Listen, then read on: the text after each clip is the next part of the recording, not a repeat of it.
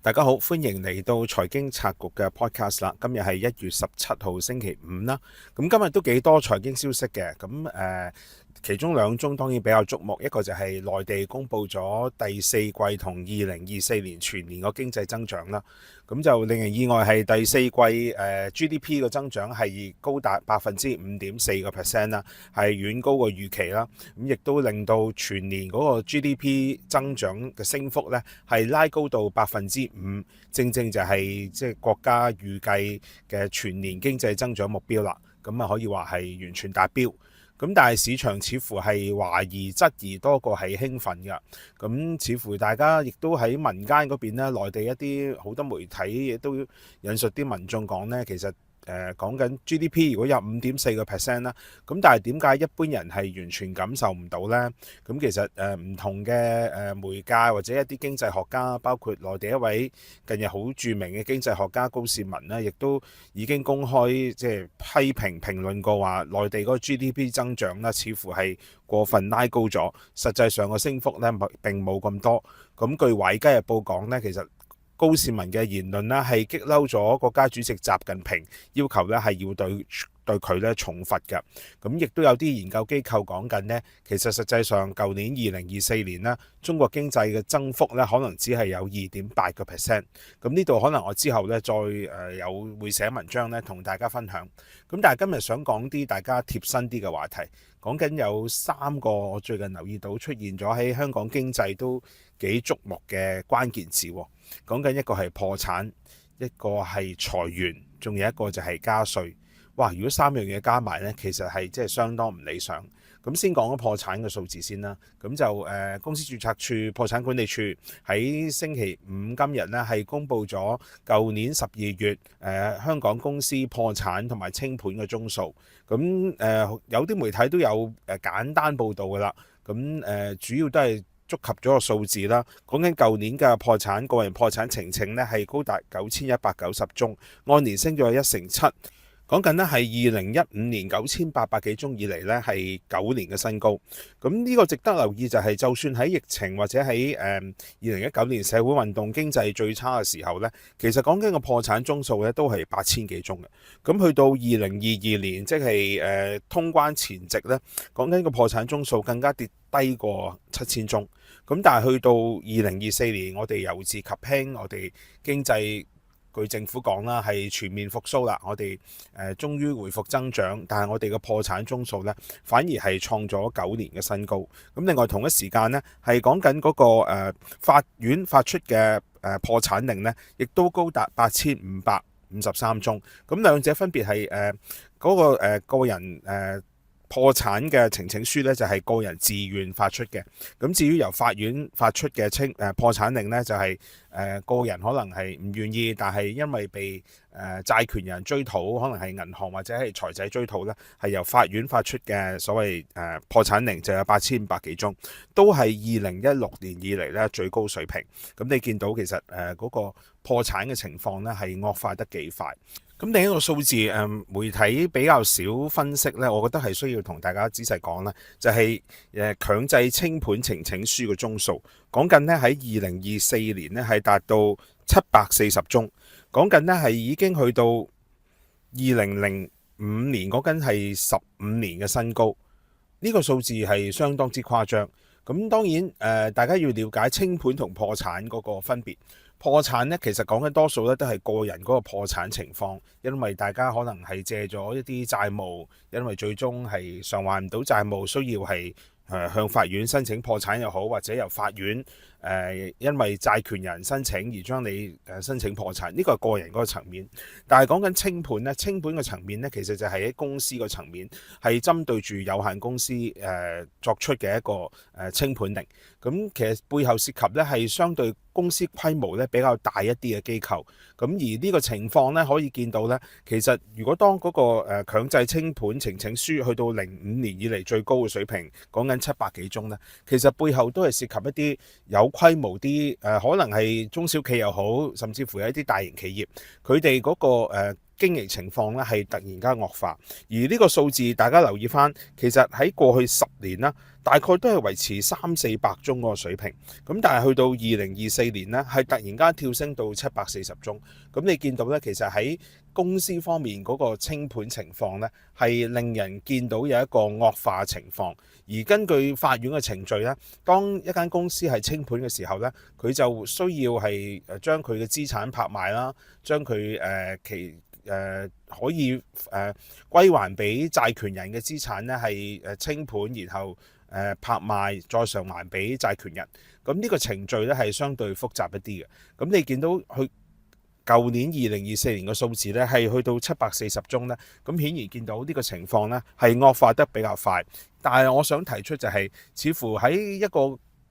咁艱難嘅情況，企業咁多破產執笠啦，咁但係我哋見到我哋嘅政府官員咧，仍然都係無視呢啲咁嘅破產情況。我翻查翻過去一段時間，無論係我哋特首、我哋嘅財政司司長，都完全冇觸及到呢個破產或者係個人破產清盤嘅數目增加。咁顯然啦，即係政府對呢啲覺得係負面嘅報導咧，最好就少提為妙。咁而其實主流媒體咧，亦都好少有咧係作出比較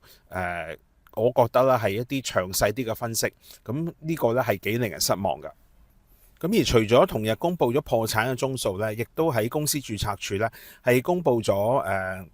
一個所謂公司成立同埋解散嗰個數字。呢個正正就係我哋特首今年舊年年初講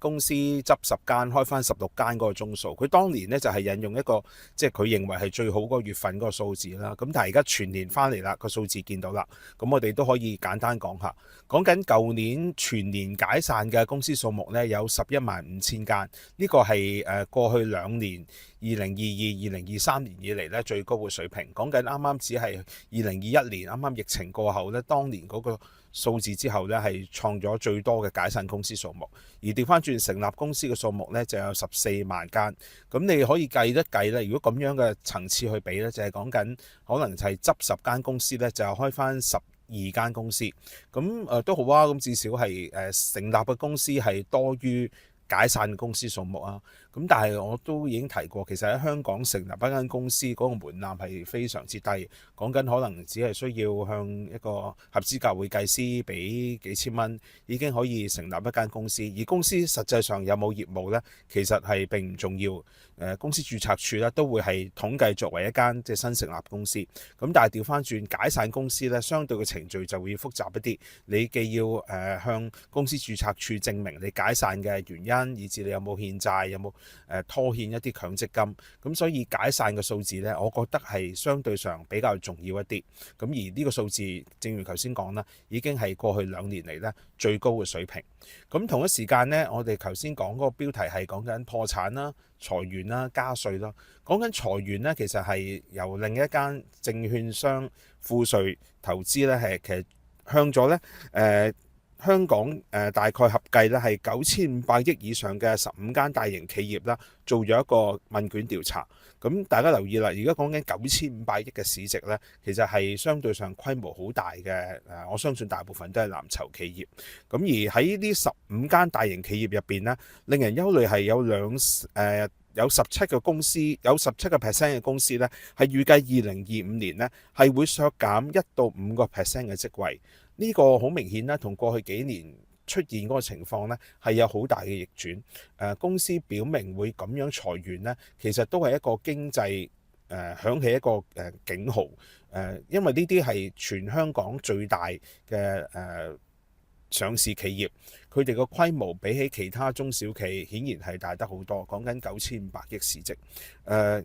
呢方面如果佢哋最終真係作出一個裁員行動呢，呢個可能會令香港嘅失業率咧係突然間惡化得好快。呢個係其實我擔心2025年呢其中一個會出現嘅一個趨勢。因為過去2年我哋因為總勞動人口減少咧，令到我哋嘅失業率長期維持喺3%呢啲咁低所謂全民就業嘅水平。咁但係如果係大型企業都開始預計去削減人手呢，的確可能失業嘅情況呢，會係惡化得比較快。而喺呢15間企業入邊啦，有2成1嘅受訪者呢都預期今年嘅盈利呢係會減少嘅，特別係零售同埋地產商，佢哋估計個業務增長呢大概只有2%同埋0.9%，呢個都係反映出消費疲弱同埋係地產市道低迷嗰個狀況。咁雖然儘管喺嗰個調查入邊有41公司話會增聘人手，但係呢啲主要都係涉及一啲金融啦同埋綜合企業。咁相信可能佢哋喺而家嘅經濟狀況之下呢，仍然未感受到話經濟低迷影響到佢哋嗰個業務發展，或者係佢哋可能本身個業務比較多元化，唔係單單淨係喺香港。咁呢個呢，其實係即係相對上影響細一啲。咁但係當講緊有1成7嘅公司計劃裁員嘅時候呢，其實大家見到嗰個經濟狀況呢，可能係會出現一個急轉直下。咁我第3個提到就係加稅嗰個問題。其實我喺舊年上星期日咧做咗一條片咧，亦都係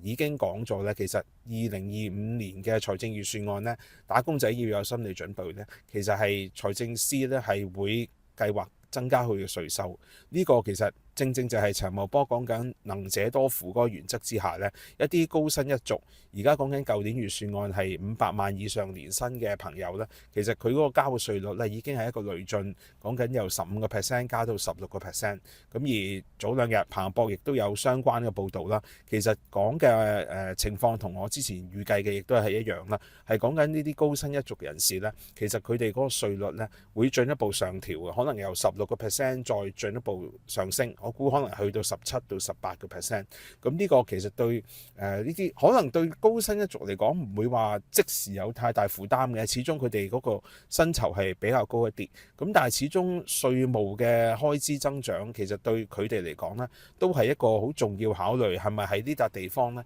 係繼續做佢嘅業務發展，或者係做佢嘅個人嘅事業嘅發展嘅一個地方呢？因為你講緊譬如新加坡，可能其實對一啲有稅務優惠或者係一啲特殊行業嘅人呢，其實講緊嘅稅率都係大概15%。咁你此消彼長之下，呢啲咁高薪咁高收入嘅人士係咪會繼續留喺香港發展呢？其實都係一個問號嚟嘅。咁你其實見到成個經濟趨勢就係當你破產宗數增加、裁員情況惡化，而對某一啲人士嚟講，因為財政預算案嗰個赤字擴大，佢哋需要係政府需要加稅，可能令到一啲高薪人士會唔會考慮繼續留喺香港發展呢？其實呢啲夾埋都係一啲警號嚟嘅。我留意最近有啲所謂經濟學者呢，其實不斷仍然要用一啲所謂佢哋認為嘅理由啦，覺得香港其實係咪真係結構性財赤呢？佢哋都做咗唔同嘅即係文章去分析。咁但係我覺得其實呢啲都係攞嚟講，你講緊過去5年入邊有4年都係財赤，而政府講咗啦，未來3到5年其實仍然都係赤字。喺一個收入不斷下跌嘅一個結構性情況之下，你呢個可能係包括樓市啦，包括係人口結構轉變啦，包括係好多人移民啦。其實個收入持續